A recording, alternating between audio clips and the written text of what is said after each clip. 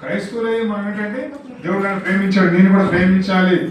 ఆ ప్రేమ స్వభావం కూడా మనలో కనబడట్లేదు. ఇతరులను శత్రువులను కూడా ప్రేమించమని దేవుడు చెప్పాడు. శిలువలో మొట్టమొదటి మాట అదే కదా, తండ్రి వీరు ఏం చేసినా వీరు తెలియదు అని వీరిని క్షమించమని యేసుప్రభువు చెప్పినప్పుడు మనం క్షమించలేకపోతున్నాం, క్షమించట్లేదు కూడా మనం. కాబట్టి చాలా ఇంకా ఉన్నాయి. అతి ద్వేషం ఎక్కువగా ప్రతి విషయాన్ని కూడా ద్వేషించే వారిని మనం చూస్తున్నాము.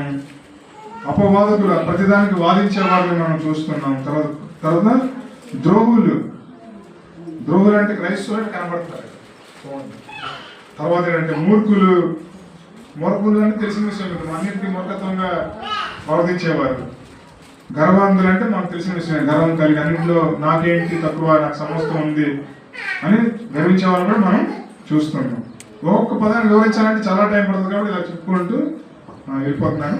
కాబట్టి ఏంటంటే ఇంకోటి, దేవుని కంటే సుఖానుభవం ఎక్కువగా ప్రేమించాము. ఈ విషయం సుఖాన్ని ఎక్కువగా మన క్రైస్తవులు ఉంటారండి ఎక్కువ. అద్దరాలే మీరందరూ మనం చూస్తాం, బయట సమాజంలో ఉన్నారు. అదే సమయంలో మనం ఏంటంటే పరీక్షించుకోవాలి ఒకసారి మనం ఏ స్థితిలో ఉన్నామని. అందరూ ఇక్కడ 19 విషయాలు ఉన్నాయండి. దేవుని కంటే ఎక్కువగా సుఖాన్ని ప్రేమించేవారు, ఇంకా పడుకుంటే మంచిది. 6 అయినా క్రైస్తవులు లేవరండి, 7 అయినా లేవరు చాలా మంది. 8, 9 గంటలు లేచేవారు ఉన్నారు.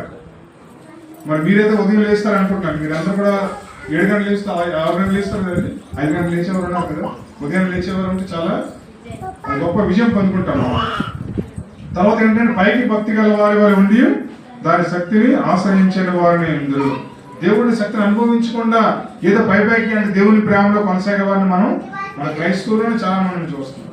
ఇవన్నీ ఏంటంటే బయట ఉన్నటువంటి వాళ్ళు కలిగి ఉంటారు, కానీ మనం మాత్రం దేవుని బిడ్డలుగా మనం అసలు ఎలా ఉండకూడదో మొట్టమొదటిగా మనం చూద్దాం. ఒక దేవుని నమ్మినటువంటి బిడ్డగా, దేవుని కుమారుడుగా, దేవుని కుమార్తెగా, దేవుని బిడ్డగా మనం ఎలా ఉండాలో, ఎలా ఉండకూడదో మనం చూస్తాం. మొట్టమొదటి ఎలా ఉండకూడదో మనం చూద్దాం. మీరు